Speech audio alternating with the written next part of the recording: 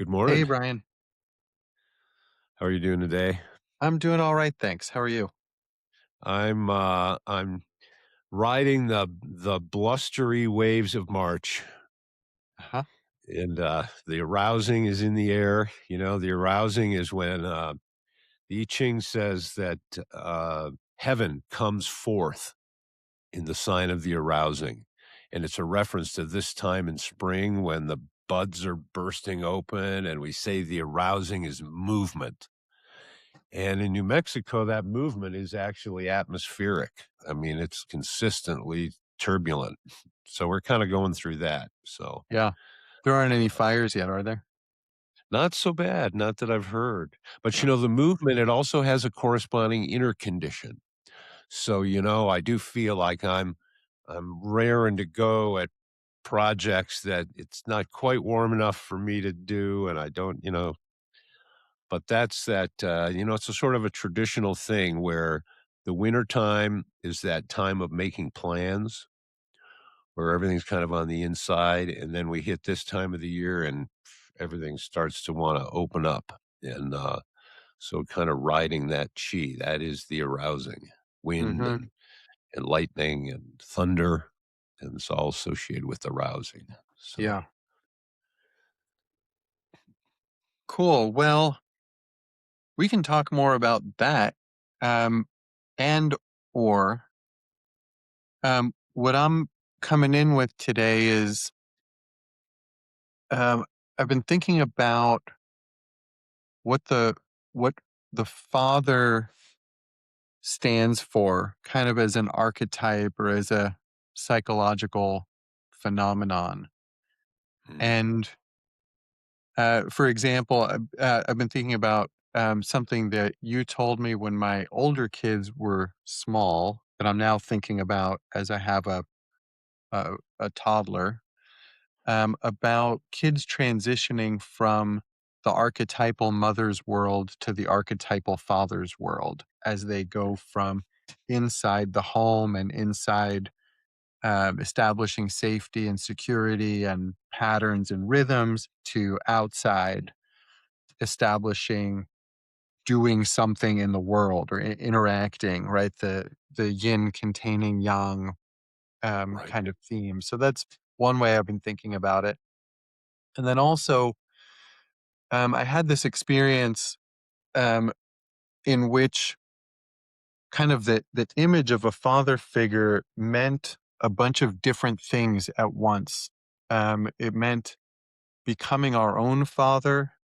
It meant um, how we relate to, um, say, God or the creative, uh, and um, how we individuate from and make peace, how we parent ourselves. So there ended up being like a lot to a lot to that, and Yeah. Hmm. and there's like a chapter rhythm to what father means also. Um, so yeah, I just thought I'd toss that out there and see what lands with you. Yeah. Well, that's a good one. I mean, it just goes every which way. Um, and I think the thing that leapt to me was this idea that, father is the term we usually use is archetype. And there are a number of archetypes that fit under the father uh, umbrella. And from patriarch, you know, uh, to uh, protector or teacher or in some sense the closest of our antepasados, which is to say those who have passed before us. And yeah, I mean it's an interesting and complicated topic. Um, and there is our relationship with our actual father, and then there is our relationship with those archetypes that are collected under that umbrella. And and our actual father is juxtaposed with those to some extent, but so are we. And Mhm, mhm. maybe a way in is the transition from being parented to parenting ourselves, and what that means, because I think that kind of sounds like a pop psychology thing, Right. but uh, Well, it's a chapter, and it's a chapter transition that not everyone is successfully navigates. Uh,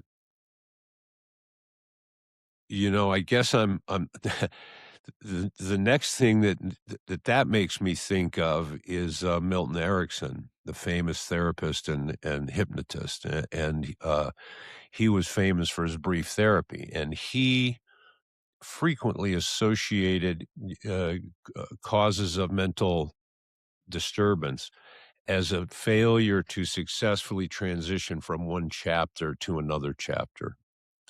And I think that uh that maybe it's interesting how my relationship with Heidegger now is changing as I make my way through time and being, or being in time rather. And uh I'm on a section now where he's discussing conscience and the voice of conscience, and he discusses it as a call. And so again, as a call, there is this dialogue. You might say that we have a dialogue with conscience. And he connects this with, I can't remember the German, and I'm not quite there, but he's going to end up with what he calls resoluteness. And maybe there's something there that I connect with taking on this role of fatherhood, as well as reacting to it. And the idea is that conscience offers to us uh, this call to a possibility of our being. Krishnamurti, in one of his talks, he asks, who is it you're trying to be? And I think that a lot of that question gets loaded up in this relationship with father, in that antepasado role, but also in maybe potentially representing that call to conscience. This idea that we have possibilities and that they aren't all equal possibilities. And so, hopefully, when, as Crowley would say, when well dignified, one would hope that the archetype of father would be one that calls us through an example to take a certain resoluteness about who we are. And that resoluteness is founded on something deeper, I think, than just, or should be deeper than just the external, societal opinions and things like that. Like you're standing up as an example of what it is to be. Like, what is the highest manifestation of this? What is the fulfillment of that entelechy, right? Uh, so so I tie those all up together. Uh, and again, I guess I'm talking more to the archetype than to the particular behavior of a particular father. It's a pretty tall order. But this is more, this idea of what's the download that we're supposed to get when we face the world. And because there is that connection and agency we've talked about as a whole on. You're a part of something larger, but you also are a whole within yourself. And those are traditionally represented often by mother and father, where the father is facing outward and the mother is facing inward. And the while both protect and provide, they do so in complementary yet different ways. Uh, and this is it falls out of the geometry that there is an inside and an outside, which is that fundamental experience of an I, is that there is an inside and there is an outside. There is the needs I need to bring within me and that gotta take it from the outside world. There's what's within me to manifest to the outside world. So there is that inside outside as part of that boundary of self. And so father in polarity with mother, when things are balanced in their ideal archetypal arrangement, are sort of that next shell as an intermediary between this insular self and the world at large and God knows what. So so there becomes, there's this polarity of ways that we can interact and bridge to that world, and the Father is one of them. We traditionally represent that this way, right? And then if we want to be less, what's it say, the more cultured and refined approach, we go this way, right? So this part is a little refined with a little softness, right? Or a little covered, right? It's only brought out when it needs to be brought out is maybe the idea. Or maybe that's the steel wrapped in that silk, idea. Um, because we all know that the father, when ill dignified, uh, uh, is a terrible thing, as is the mother when ill dignified. And so, yet in a different way, yet, you know, complementary in their imbalance, maybe somehow.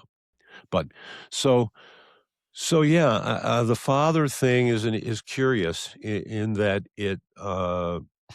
it's, it's like we have examples given to us, and we try to be an example, and yet what we know in the face of both of those, that is from both sides of that they all are in the face of who we actually are.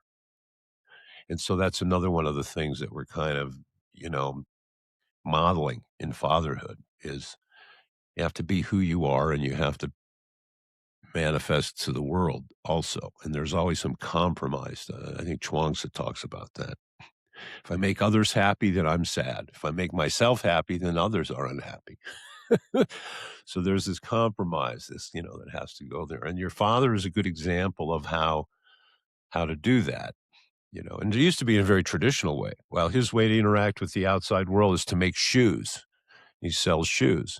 So now he's showing me how to make shoes. So now I can, that was the old way, And this guy, he makes candles, and this one, and it was literally your dad taught you how to navigate the world and for better or worse.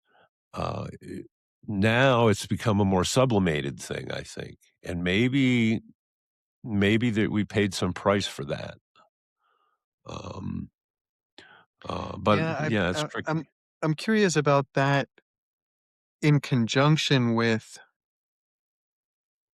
how you experience, th your relationship to this set of archetypes, um, or how your experience is qualified by, being an orphan and kind of having this estranged relationship with father. Yeah, 'Cause I think I share that in some ways, um, and then what you just said about, um, I I think I lost the last thing you said, but I was connecting the orphanhood. Maybe it was the for better or for worse part, but I was Ah, connecting the ah, orphanhood experience to it. right, right. Well, see, and that's why I specified that it's about maybe more archetypal than individual behaviors of living people. Uh, I've said before that I've had, depending on how you define it, I've had several mothers. And also, I suppose you could say I've had several fathers. One, the first one, by the strictest definition, is one I never met. And yet I can't say that this hasn't, made some contribution into who I am. I just can't I just have no way to track back to that. I was told that my biological father had 2 different colored eyes also, so for what that's worth. And, and then I had my adopted father and, y you know, maybe because of the situation where the shoe rubbed was more obvious, because there was a certain randomness to my ending up there, and ultimately, uh, one of the things that a biological father does is he models for you the mix that you're at least likely to have half of. So, uh, y as an orphan, you don't have any of that continuity, you're just sort of like, uh and I suppose every situation is different because it depends on what it means to you, which means how you even found out about it and what's your circumstance, you know? And then there's the energetic underneath it, which is even more complicated and murky and takes years to bubble up to the surface. But so as a result, then there were people like teachers of mine that were in many ways providing what you would have hoped to have gotten from a father, but uh, nobody that I know got from their biological father the things that I got from these teachers. But these teachers were also, there has to be a fit there that might be even more cosmic than biology. I mean, because the brain, the payload has to have relevance for it to take somehow, for the teacher student relationship. And, as a teacher, that's obvious that there were students that came through and you gave them a chunk that they adapted so well that that they integrated this right into their selfness.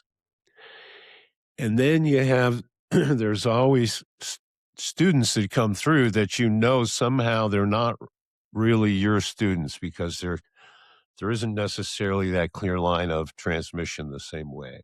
And and having had a number of teachers and having worked with a number of different people, you're really looking for those places where it clicks.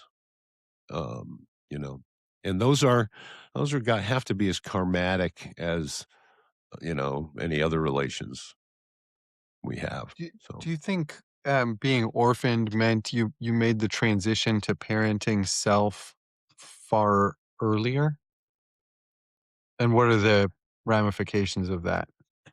that's a good question because it took me years to realize the degree to which my experience was different from other people. And I think that is one of the big revelations that psychotherapists and shaman and psychologists, if they're rooted in experience, one of their big revelations is how different people really can be in their experience in the worlds they inhabit. If you understand that ontological goo. Um, so, um, Yeah, I think that that parenting thing, uh 'cause again, reading Heidegger, he's talking about they and the voice of the they, and this is where I started thinking that maybe he was ontologizing his own psychology rather than ontologizing being, because the inseparability, the phenomenological problem, everything comes through me. I know all of reality through me, so what does that mean? Given the degree to which I don't know me. Right. So so, but I think there is an energetic that comes from that early separation that and then because, in my situation, it wasn't just an early separation. I suspect that if I had been in a situation, transitioned, more or less immediately to a situation that provided a more stable bonding, then maybe that transition would not have had the energetic implications that it did. But I think because ultimately the confluence of events meant that I didn't bond real well as a child with my caregivers, as they say. Uh, and so that might create a different psychological disposition that maybe does have that feeling of being out in Nietzsche's desert a little sooner before you're really loaded up, and maybe that created a hunger on my part to load myself up because now looking back, I do feel like there was an impulse there to get as much of a download from as you know many different certain directions as possible, and so yeah, I'm not sure about that, and what I do know is that my experience does seem to be a little bit anomalous when compared to most people. So I don't know how much I can translate to earlier or later. I just know what my experience was, and I do, not morbidly, but I do wonder which ways what inducements that made. I do think it connected to my verbalness. Um, maybe as a way to manage these relationships, which seemed less uh, constant than maybe would have been ideal. So there could be something going on with that, and Like, as a way of intermediating where kind of maybe deeper connection might have been lacking? yeah, and I think that when you're when you're in that condition, you might not understand it at the time, but things feel very conditional. So you have an impulse to want to keep everybody happy. That's why I say, I sort of felt like I became an approval dupe. But you certainly don't need to have that sort of a beginning to fall into that trap, to be clear. So, uh, um, again, regardless, what's the way out? The way out is always going to be consciousness being conscious of consciousness, right? Uh, that self reflexivity, and maybe that's connected to father too. Right, because father is the one that is gonna be looking over your shoulder going, "No, use the other end," "No, do it right, go back and do it right," and you have that which, translates in the Freudian world to the superconscious, I think, the authoritarian voice in your head Super that ego, yeah. yeah, the superego, yeah, yeah, and so, um, yeah, there's a Yeah, lot I going mean, on there. where ideals live and for that matter, where morals live or virtue lives or a lot Well, of the that's that things that we voice of talk about. conscience. That Yeah, voice of conscience, which, Heidegger describes as a call, and of course, in German, it's connected to calling up and calling out and calling forth and proclaiming, and, there's which none of that happens necessarily in English, um, yeah. but Well, because the Father does represent a call. And it's not a given that we answer that call, which is why it has elements of a test, which is maybe what qualifies it and makes it challenging sometimes. You know, the male and female, the father and mother are mirrored to some degree in the structure in a Zen monastery situation, where you have uh, the disciplinarian, who is the Jiki Jitsu, and this is the one that's not necessarily the master, usually isn't the master, right? This is more like the the the the one that runs the mechanism of the practice. So, for example, the jiki is the one that hits the wood blocks that tell you when certain things are happening. The jiki might be the one walking around with the stick, and if it's your mind is wavering, then you get a little zing on the triple heater, right? And, whereas there's the female side, in our center, I believe it was called shoji, and whoever was shoji could this was someone that even when you're in a time when you're not supposed to talk, you can always talk to shoji. If you have any physical problem or some discomfort or you need some kind of assistance, shoji's always there compassionately to provide that. But Jiki is there to balance that. So you use the Jiki to push you, and you use the Shoji to prevent it from breaking you, that is.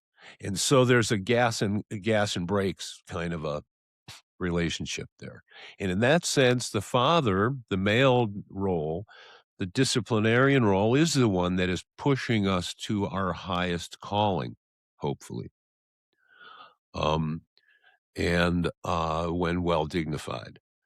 Um, and and I would argue that psychologically that archetype is there, whether or not there's a human being in that place yeah, that's kind of the nature of archetype, although the way we necessarily. relate to it Yeah. is maybe gonna be different, based on um, what our Or where we experiences are and what we associate and want to associate with the archetypes, right? find that voice speaking to us in the world. Mhm. There used to be an association with that some young man just needed to get put to the military because they needed somebody. Straighten them up. They needed mostly jikijitsu, right? Mostly the disciplinarian, and that it actually, can serve a purpose, without all the negativity side of things. Um, Yeah. you know Yeah, I've had a lot of reason to, um, conclude over the last 15, 20 years that boundaries are essential for, um, children throughout their development and remain essential for adults, albeit in different ways. And, to the extent that male and father are associated with boundaries, like the ability to continuously evaluate and update them so there's room for growth, but still maintain them, uh, creating a sense not only of um, containment but also security. Um, that's kind of like a big part of the deal. yeah, yeah. For puppies too. Yeah, I think Yeah. anybody that learns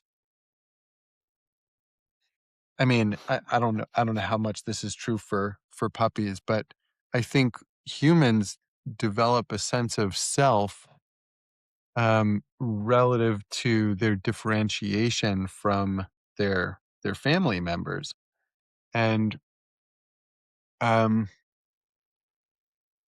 they the self is kind of expanding, looking for where do I end, and boundaries answer that.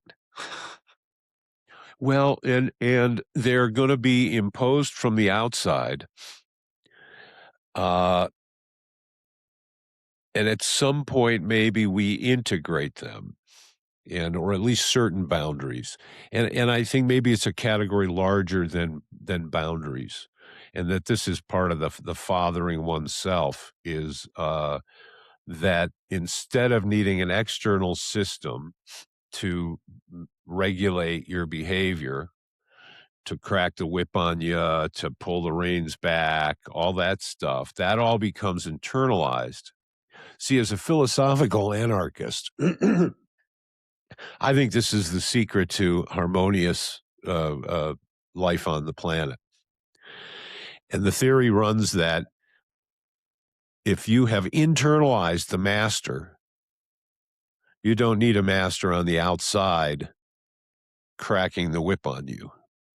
But to the degree that you don't internalize that master, the machine of the universe will impose one upon you should you not be able to hold your own self to the standard, one way or the other, through suffering, through, well, you can't make yourself get up and go to work. Well, then you're going to figure out what a hungry belly feels like.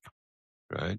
So, I mean, this is this idea of a cause and effect that reality demands a certain amount of something out of us, and that an ideal structure uh, uses a progressive curriculum to bring us into that position of self sufficiency. And that, and the self correcting mechanism is where it fails, there's some negative feedback that happens from that. And that's pretty much what we see, you know. Uh, I mean, I guess I feel like nowadays, because of the intensification of everything, you see it all in Technicolor. Like you see all the avenues get explored by somebody paying with their life for it. Uh, you know, Say more about that? It well, I sounds like you're mean, if you referring to can't, something. well, for example, when I look at some of what's going on in inner cities with the fentanyl situations, it's like, well, guess what? You know, your capacity to make certain decisions uh, wasn't up to snuff. And whatever you needed to internalize, you didn't internalize. And this is where it got you. And to the guy down the street saying, shoot me, you'll be doing me a favor. It's like, well, only an idiot plants corn and expects rice to grow. So, do you control yourself when you're planting the seeds or not? To the degree that you are the master of yourself, you won't have the universe mastering you. But if you're going to give in to every animal need, then your ears are going to grow and your tail's going to grow and you're going to be like Pinocchio's friends, to quote Peterson's illusion. Uh, so yeah, I mean, and you hear every explanation for that, but maybe it's that we want to maybe we want to avoid suffering, we want to avoid work, we want to avoid the hard lessons. Maybe father comes to represent the inescapability of some of those things and the need to just cowboy up, as we say out west. And you don't just do that without a certain resoluteness. Heidegger's right in that. I'll give him that. He might have ontologized his psychology, but I do think a certain resoluteness is one of the things that we learn from that archetype. In our conversation with Jeff Moore, we referred to Lucas McCain, who was the rifleman, and Sergeant Saunders, who was the sergeant in combat. But these were, of course, 1960s television shows that broadly showcased this archetype of a responsible male showing leadership, showing taking care of people that they need to take care of, facing adversity, you know, all the politics of the situation put aside, there was this idea that in the face of negative circumstances, our highest selves can shine forth. And that's part of what that archetype, again, whether or not a particular father manifests that, that is part of what that archetype wants to show. Um, One thing that which struck me shows in what's I that? was just going to add to that that demonstrates that our culture has a relationship with these archetypes as well as each individual having a relationship with these archetypes. And that relationship is not a steady one necessarily. It changes over time. And I think that that's particularly evident now where there's all sorts of conversations about these different roles and a lot of conflation and confusion between well dignified and ill dignified, and as if the two were somehow not distinguishable. Um, so, duh, right, like, hello. Yeah, Like it does literally, seem it's the difference is a slap on your ass, right? It's like, what, seems mostly obvious. mostly Uh, obvious. so so one thing that struck me in this dream, um, what I don't think I can get into the details of it because it's pretty murky. I kind of just remember the very end. But this father figure in this dream, first I realized he was a father figure and that I was getting something from him that I needed, that I hadn't gotten from my father. And then I realized, oh, he's me, and I'm doing this for myself. And I think as I realized that, it became, oh, he's God, and I can heal my rift between me and God through this same mechanism, that I can heal my relationship to Father and I can heal my relationship to self. And so there was like this kind of triple action happening. Um, and I assume a similar story could be told of any archetype, but I think Father is especially important, and especially important for men, because I think we struggle with that transition to parenting self, and we bring a lot of kind of fragmentation, about what we really want father to represent. We, we bring our kind of all stages of maturity about that get carried Mhm. forward until they're resolved. But we also have this like, what the hell am I doing here question, that's kind of a God question that I think connects very much to the father question. And Uh-huh. maybe that's why God is so frequently depicted as male, because, Well, and it's associated with springtime because in the Tao Te Ching, as we were having a brief conversation before we started, uh, heaven comes forth in the sign of the arousing, right? Heaven being associated with father, earth being associated with mother. The father in the impulse of heaven is a catalyzing force, which is to say, arousing is movement. As we mentioned, the arousing, the spring and the wind and the turbulence, the cracking open of the seed or the bud. Uh, so this idea, or for example, the primitive understanding, it's the rain that comes down from heaven that calls up the plants to grow. So the rain becomes the catalyzing influence. When, of course, it isn't just the rain, it's the fact that it's time for that to happen. It's the fact that we've referred to before as the Hunyuan Qi is a type of energy, but Hunyuan means like primordial from the beginning, the source of everything. So the Hunyuan Qi is this idea that everything's working together like an orchestra because that force is driving through it. Well, that force is the force of heaven, the catalyzing force of heaven that brings things forth in the spring.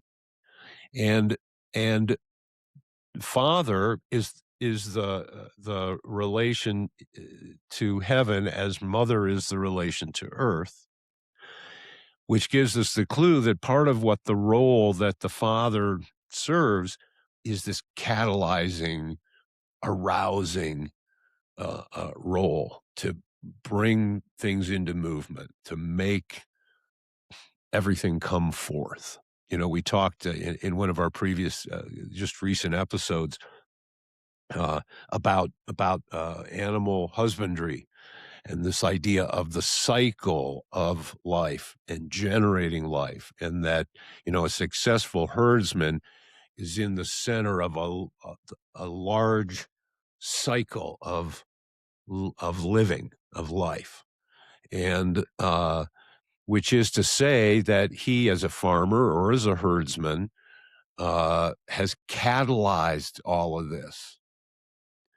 Um, which is kind of a different way, of thinking about it. But so in the sense we have this term now in the business world where we call someone a rainmaker. And why do we call them a rainmaker? Because they bring forth, right? They know how to go into the environment and bring forth. Ties in, of course, to our fruitfulness idea. But that is that part of that role of father. And of course, as father, you have brung forth offspring. We got all these words that keep tying into each other. Uh, but you have sprung off these things that have come forth, right? So, but we can translate that up the dimensions, that it's not just about creating the physical new humans, but it's about this vision of the life in the world that comes forth, right? And which involves also a renewing. And this is where it ties into uh, traditions and rituals, because all these things always need this constant renewal, right? For them to be living, they need to be in renewal. And that part of that renewal is that arousing, that constant generation that comes from heaven coming forth and all living things coming forth under the influence of that arousing of the Hunyuan Qi. And so yeah, that role of father in that sense is intimately tied with creation. It is the bringing forth of life. And that is those are the attributes of heaven, you know in this fulfilling and manifesting dance with earth. That's where the super mysterious quickening part comes from, right? This idea of matter being quickened. Well, what does that tell you? Quickening, again, it's movement, right? This is the first sign of life, right? Traditionally, this is when we said that the human is in the body now, is when the quickening, is when the mother feels the movement of the child. And we know technically it was alive before that, but that quickening is traditionally the sign of that that catalyst having taken and that mysterious dance between matter and form, bringing forth movement, right? So, yeah, no, it's just mysterious, mysterious. Mm. Um, I was just thinking about the heaven and earth um, mental model. I don't know what else to call it. Um, and and wanting to update what heaven and earth mean for a modern cognitive model, or a cognitive model informed also by modernity and post-modernity. yeah. So is it enough Well, to say that earth is matter and heaven is spirit, or is there a greater subtlety worth calling out? what I would say is the way that I tend to think of it is matter, of course, mater. Uh, that's probably the easiest part. And that's maybe why material science heads that way, because it is we get the most feedback from that dimension. But it's in archeologos. In the beginning was this word which, we associate with form or idea or meaning or, the Tao that acts on the de. We have Tao De Ching, and that gets translated as the way and its virtue classic. Jing is a classic, so you have Tao De classic. Tao is, of course, the Tao. Duh is the part that nobody hears about because Tao gets all the press. Well, duh is all the 10,000 things, all the manifestation, everything we see and run into is duh. That is the power. Sometimes it gets translated as the way and its power because the Tao is shining through all of these things. So and we say right again in the first chapter, we separate these two into two things with words, but really they're not separate. Really, they're together. Just like male and female, they're really not separate. Really, they're together because they've got that record player thing going on, right? It's really just a record, right?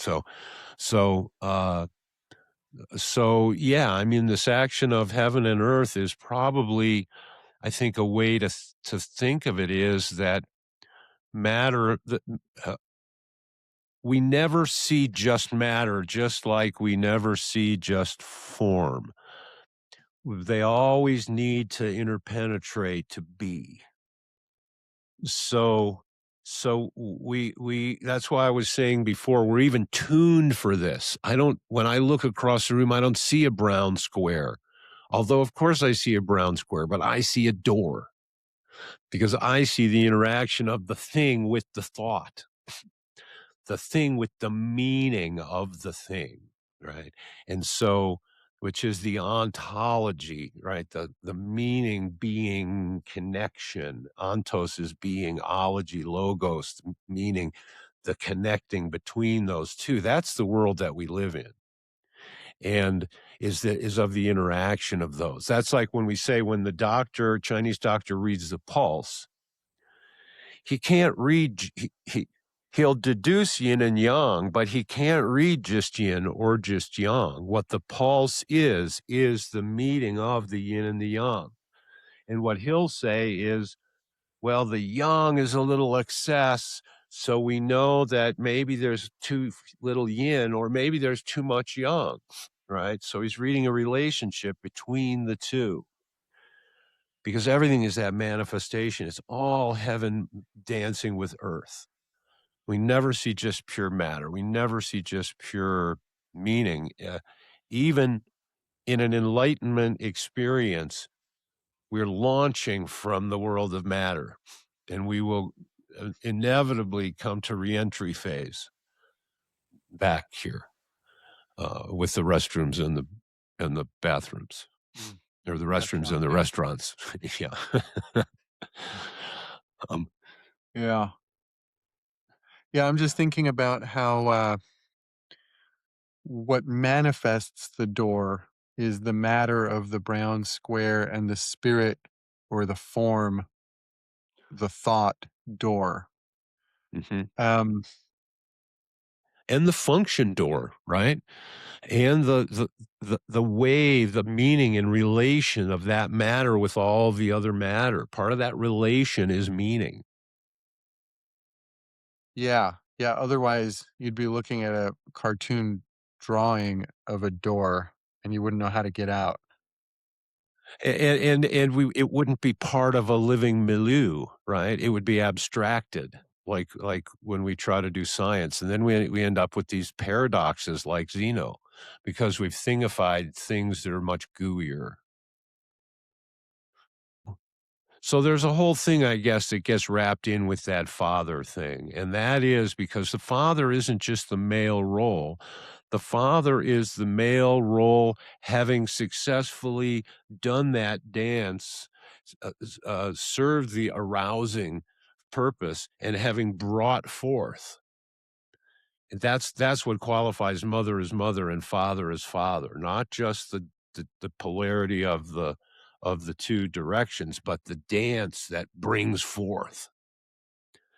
Uh, and so that father role does have uh, implies a bringing forth. You know, in kung fu, a teacher is called shifu, and shifu sort of means like father teacher, in that you aren't just transmitting, you aren't just in the giving, you're also bringing forth the potential of the human, and hopefully that highest potential, because we don't want to create monsters. So it's very important that we're bringing forth a fitting vessel for the things we're pouring in, right? That there's a yin and yang relationship there too, that it's not just and then all this, but there's actually something that is brought forth from that, and that's part of that fathering, or what we call it in a larger terms, they call it husbandry, which is an interesting word that I don't have the etymology. I'll try to dig it out and I'll stick it up here if I find it when I find it. Uh, but this idea, again, of connected with bringing forth. And again, that connection with bringing forth, we've talked about the will to bestow and the will to receive. So, Apparently in Middle English, circa 1300, husbandry was derived from husband, meaning peasant farmer or master of the household. Um, Now that's according to AI, but it seems legit. Today, it yeah, refers more to um, management. You know, breeding, raising, managing resources. Um, bringing forth, basically. okay, well, feels like maybe that's where we land for today. Yeah. I mean, I think that there's a lot that goes off in a lot of different directions. Yeah. Um, and I think that maybe the expanded direction is, um, maybe there is some